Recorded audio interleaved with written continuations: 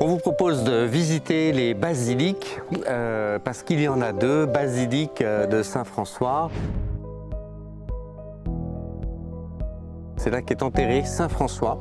Juste après sa mort à la Portioncule, c'est là qu'il a été transporté. Et vous découvrirez tout au fond d'abord l'élément le plus important, et c'est donc la tombe de Saint François devant laquelle vous pouvez vous recueillir. Il y a donc deux basiliques, la basilique inférieure et la basilique supérieure.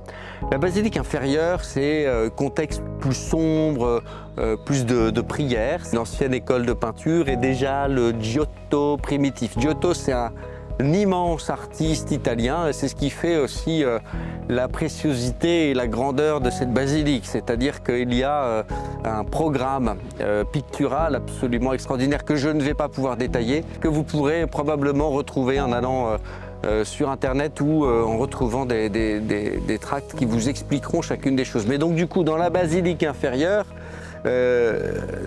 contexte plus sombre, plus de prières. Il y a la tombe de Saint François dans laquelle on peut vraiment se recueillir.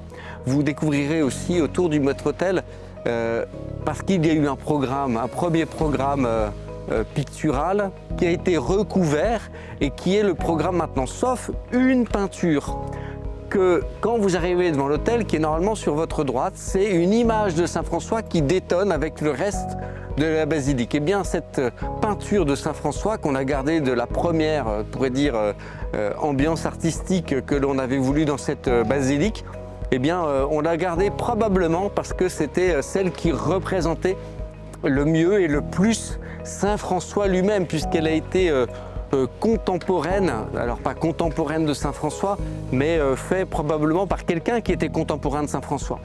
Dans la basilique supérieure, qui est absolument magnifique, vous allez découvrir 24 fresques de la vie de Saint François. Alors je vous invite, encore une fois avec Internet, etc., à découvrir et à comprendre chacune des histoires de cette vie de Saint François.